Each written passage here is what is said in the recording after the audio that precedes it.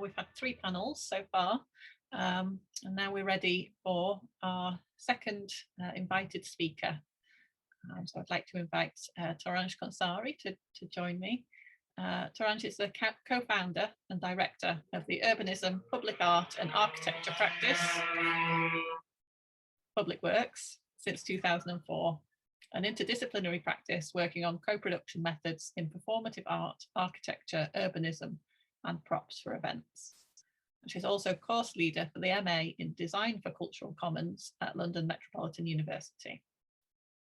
Torange will be posing a point of discussion about a new materiality of the commons and questioning if we require a new system of objects outside those based on commodification and consumption, which sounds like it will connect really, really beautifully with themes that have come out of the conversation so far. So Torange, are you here? Yes, but it won't let me start my screen.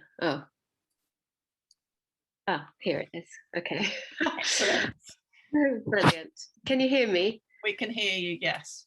Wonderful. Hi, everyone. What a wonderful set of projects and talks and discussions. Really, really inspiring. And I hope what I show adds to this richness which I've been hearing. I'm going to share my screen because I have some slides to show you. Can you see this? I know it's not full screen, but I kind of lose the ability to, I could do full screen and then we see how it goes. Full screen mode. For goodness sake. Sorry, just as soon as I start. Can you see this? It hasn't gone to full screen as far as I can see yet. I can still see the within the window. Okay, I think I'll keep it within the window because sometimes it just keeps spooling. Yeah. Is that all right? That looks quite big on the screen to me, so I think that's okay. Great. Keep it like this. Okay, so I'm going to start. This is kind of based on our practice really since the year 2000, Public Works, and I know Ben very well in the audience, not in the audience, in the panels earlier. But it is also research I've been really reflecting on our practice. I trained as an architect, and this might be a little bit, I don't think it's controversial, this idea of separating these forms of goods, but it's been really, really quite helpful for me to start to look at this in terms of different kinds of goods and separating common good from public good. And it's not, like Dimitri said earlier, it's not to separate them so that they are never touching each other or never connecting with each other, but just conceptually separating them in order to be able to articulate what the differences are and what they are. So the public good, really, if you think about them as much more open to a crowd, if you like, to a wider publicness and a wider public, and should be, if you don't have a government or a sovereign governing body that is so steeped into neoliberalism, should be that they are the stewards of that publicness together with the public and with the crowd of publicness. The commons, however, are goods which are produced from the ground up. They are set for a particular community. They have a set community, and they can, within that political community or social community that they produce as part of the common good production, in a way they could protect the public good or keep it accountable to it being open. So I actually find this blurring of the complete openness of the commons and the public good a little bit problematic, because I think then we start to get into some of the issues that was raised earlier in terms of, do we keep, how do we keep governments accountable for the publicness and the public welfare and so on? And I think they have a different logic. Not that I think, but in literature, it's also that they do have a different logic. So based on that, I started to kind of look at what there is around cultural commons in the literature. I won't spend so much time in that, but there is quite a lot of work in terms of intellectual property, open source, that was also mentioned. And again, another slightly controversial one where I kind of wonder whether that is really a public good, or whether it's a common good, or whether it's an open access regime. And I think there are, again, if you're rigorous, there are differences between these things. And so just to kind of also say that in terms of the commons, I think the boundary or the threshold around the commons is the big design project, in my opinion, because that's where you start to design forms of access and enabling access, but it's not that it's open to all. There's also about knowledge commons, cultural heritage, cultural organizations and artistic collectives, and peer-to-peer production. But there is very little about what are materiality of common goods or articulation of design beyond open source, new forms of commons practices away from kind of community gardens and things like that, which we find quite a lot. And I started to think there must be, there are more to cultural commons than that, as arenas for critical practice, aesthetic of commons, and the role of objects. I won't go into that because it will be too late. But in a way, I think if one starts to see cultural commons as a form of practice, but also it is a theory, it's a form of practice, and it is also a logic in a way of social relationships and social behavior, which goes into practice, really. And then I was doing quite a lot of reading around materiality and system of objects, especially by Baudrillard, whose book, System of Objects, really looks at objects of commodity and consumption within the markets.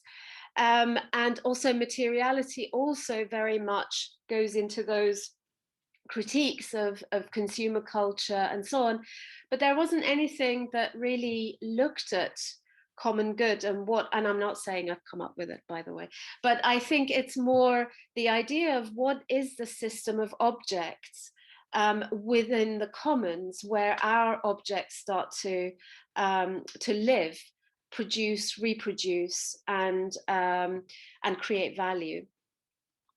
And so this kind of materiality of the commons that is out there, with this notion of the spectator, the passive spectator.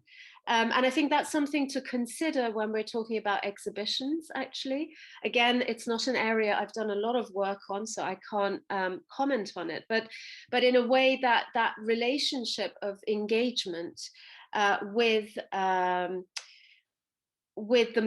the images that we are constructing, I think is really, really important in terms of the materiality of the commons. So what are the images that we are producing and putting out there that starts to be counter to those which are part of the system of objects of consumption?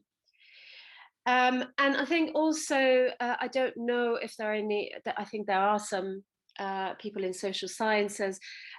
For me, it was a new concept to understand about socialization, which was again another big moment of realization about this invisible hand, and how I was so conditioned through my own education, through the glossy magazines in architecture, or through what the museums kind of show as value, of aesthetic value or value in general. And also advertising, the manipulation I shop, therefore I am. So the building of your own identity goes back to the individual things we were talking about, the individual self being reconstructed and constructed all the time, and we don't even we're not even aware of it, because it's so stealth and so part of every bit of our environment that we are part of. So how do we intervene? How do we, as John Holloway says, how do we create these cracks in this capitalist system? And I think those are I find those things really exciting questions. So can we start to reimagine a system of objects based on common good principles? And common good principles, in a way, I started to look at them from a political social perspective, which is about the shared common interest, but also collective action. We know that, we've been talking about it all day. And also the economic one, which is more where Ostrom is from, in terms of being non-exclusionary, but for personal use and so on. And so how do these kind of concepts of common good start to get married to some of the objects that we're creating? And somehow this kind of diagram emerged in terms of, so when we start to make an object, the conception of it and what it's intended for became more and more important. So if you're intending to make an object, and sometimes that intention you can't have at the beginning, right? They emerge and evolve, as we heard in the last panel. You start something and then the social world takes over and it becomes something else. So but you could have a conception, because if you have a conception that you're going to sell that as part of a market, in the market, in the global market, then that is a different conception than if you're going to sell it in a local market, than if you're going to use it as a disobedient object for protest, or so on and so forth. So that conception becomes really important, and that leads to how then you produce it, or the concept of its production. And again, if you're just doing it individually, individual gain within the new, the new liberal capitalist market, then that is a different form of production than it is, if it is to build social communities and political communities and so on. So if the form of production becomes part of the production of the social political communities, then that, for me, that's within the commons much more, obviously. Then it's what the common good becomes, and then how does it get exchanged or used? So is it reciprocal in terms of its exchange? Where is its exchange value?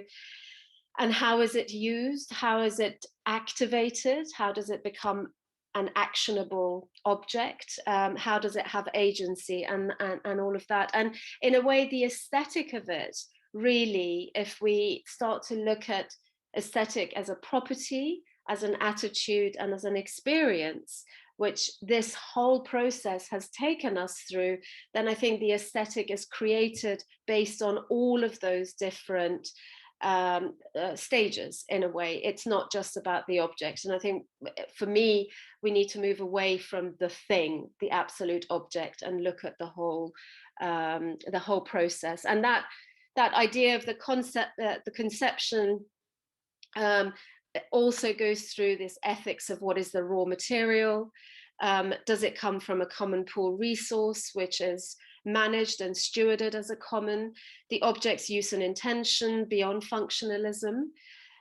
So it's symbolic value potentially, or other intentions. The system of the object that contributes. Which system of objects is it contributing to?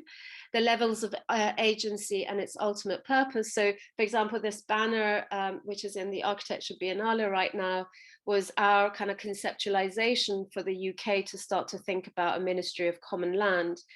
And the intention of it was to agitate, and the intention of it was to be provocative and as a union banner. So that intentionality becomes part of it, and it was created collectively by different members, but I don't have time to talk about it now. But then there is kind of the notion of production, And for me, the crafting, again, I'm not saying any of these are the way to do it or the right way to do it. I'm just saying this is the way I've been researching it. Is going back to what Dimitri was talking about around the DIY object and the bricolage and the collage idea. And the product, because that, in a way, you take it out of the crafting as an expertise, which reduces the level of access of lots of people being involved. So these were in Portugal, it was just, we found lots of leftover materials on the streets, and just in a market had a stall and just worked with lots of passerbys, and we just created these stools really ad hoc with tape and so on. And I think that kind of that model of production, which is much more DIY, kind of can lead to a community of practice, which is which has perhaps less enclosures in terms of skills and so on. And then, of course, you start to also think about that production in terms of impact on the planet, in relation to the levels of agency. So there's also loads of people who came and just sat and didn't want to get involved because they said, oh, we've never made anything, we can't make anything. And they just sat there for like an hour or so until they kind of passed that threshold of actually then making one and being incredibly kind of surprised by themselves when they actually made it. And so I think, and that was also to do where it happened in a public space, in a market. So that kind of the design of where the production happens and who is the producer and the method of production, I think, is really important. And then the role of the cultural common good object. So this is, me as an architect, I don't build that many buildings. I only build them when I feel they're necessary for us to protect a common good. So this is in London, a temporary piece of architecture with my students, which we built with permission, actually, as a temporary building on a piece of land by a housing association. And now, and it was really a kind of an object that was about occupying space and occupying land, but by being quite tactical in selling it as a very virtuous, worthy thing that is going to have community events in it. And it did. I mean, it had all of those things, but you also have a housing association that has a public interest, so they need their residents to be involved. So it in a way, it produced multiple communities of interest within it, with all the events that was held in it. But in itself, as an object, it was a way to occupy land. And now, now I've transferred its use to a community group locally, who have now negotiated with the landowners 20-year lease to actually have the space, and we're building it now as a permanent building, which is going to be a community asset permanently. So now I think that, again, as a disobedient object that then becomes obedient but yet is still disobedient, I find really, really interesting. And again, it goes back to the long kind of crochet in the last panel. It kind of evolves as you go along. And I mean, these are the different kind of events that the community hosted in the space, and we documented them in these reports at the bottom. And these reports were key, again, as object. I mean, I think they are crafted objects, these documents, as a way to show evidence of social wealth, and as to show social value on the site beyond its cost to become one individual house. So I think that was really, really important. And again, different forms of currency exchange. I haven't done a lot of work on this, actually, so I won't dwell on it too much. It's kind of to be still developed, but we did work with Chelsea College of Art, where there was a market of different forms of exchange, that was explored as a research project. And I think that would be really interesting. But people also have to earn money, okay, with their objects. So it's also much more complicated than that. And I think I'm going to park that for now, but I think it's an important point.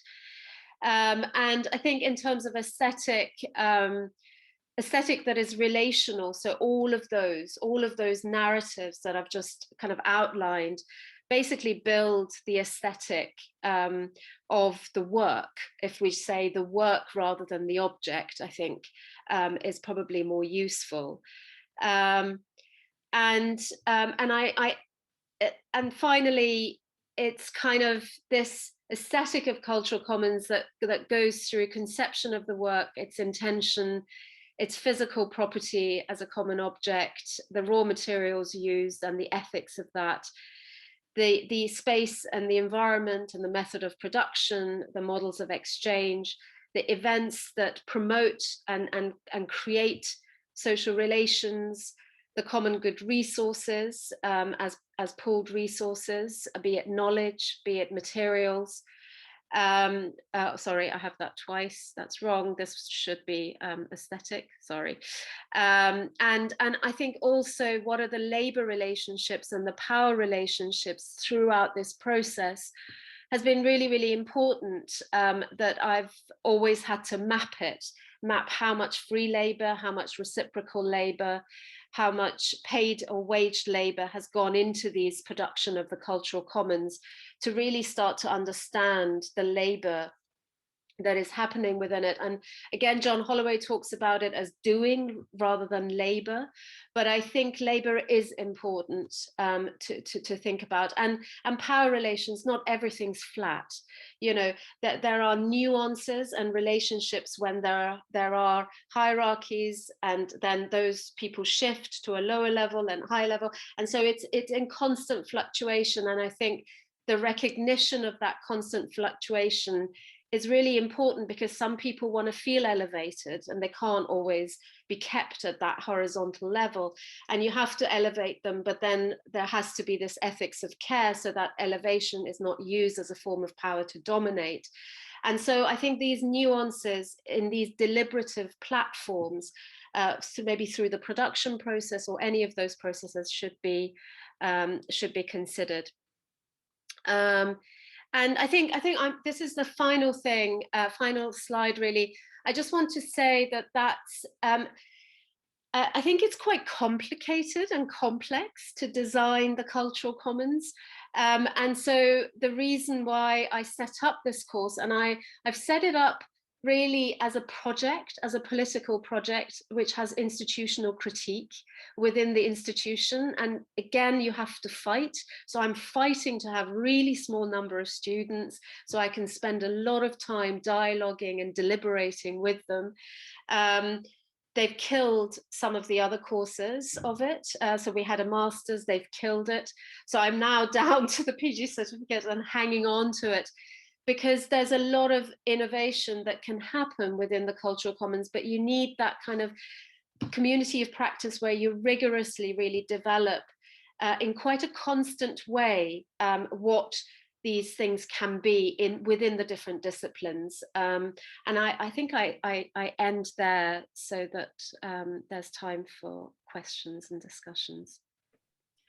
Thank you, Torange. That was really fascinating. Thank you for sharing such a rich set of ideas that I think we'll really enjoy drawing on, and which connect so interestingly with things that have come up during the afternoon. Let's take one question. We've got a question in the Q&A, but I know that you're joining us for the next panel. So let's take one question, and then I think if we kind of transition into the panel, then that will kind of allow the conversation to continue. So the question is from Cindy Kotala, who says, when working with students, do you find they gain tools or thinking that allows them to navigate their future career within capitalism or without it, maybe? Yeah, I mean, I've been really lucky that all the students I have are either activists or they're already practitioners in mid-career, practitioners who are either trying to see how to shift their organization to the next level through the commons, or realign them and reframe them. So a lot of it is about readjusting the way they think, because all of this social enterprise speak is, you know, there's all these mentorship programs for social enterprises, which is just hideous. And so to realign that, that's quite a lot of work, but actually they're all practicing. So they're all going out there, alternative museums, actually one incredible fashion student, and she's basically creating a commons mill in Brixton, and she has an underwear company, so it's completely commons based. It's fantastic. Another one who's an activist in Hackney Wick, artist studios, and spaces like that, and youth worker. You know, it's completely kind of diverse. But for us to see where design sits within all of that, and what is the role of the stuff, the objects, and how do they produce it, and so, for example, just with Alice, who is the fashion designer, of course, within that, her whole thing is about manufacturing as the problem. Her critique is the capitalist manufacturing processes and the body, and you know, and how it controls all of that, and so I think that kind of, all those modes of, they all come together, and I think there's something quite rich and exciting, that they're like a community of practice, really. They're not really students, they're like, we're doing research together. And I think in that sense, it's really really incredible, actually, I have to say. Sounds like a really inspiring example of, I mean, that challenge that those of us who work in design education have in kind of tussling with preparing students for a capitalist system when that isn't actually what we need. But, you know, being aware of I think that's a real challenge, because the people on the top don't get it. So they keep saying, how are you preparing them for work? I'm like, well, it's their practice. I'm developing, you know, so it has there is a practice module. So you develop your organization and your practice. And then a project module, which is you develop the project. So they're very pragmatic, but layered with theory. So it's but it's so difficult to, and that's why I'm calling it a political project, because we're also actually, I think those who are interested in the guild should contact me, because we are looking at a cultural commons guild, where this kind of community of practice can start to actually learn peer-to-peer mentoring and learn from each other and support each other. And because it's interdisciplinary, then people can use each other collaboratively. But yeah. That's great. Thank you so much. Thank you for sharing that. I'm going to hand over to Layla, who is going to start the final panel of the afternoon.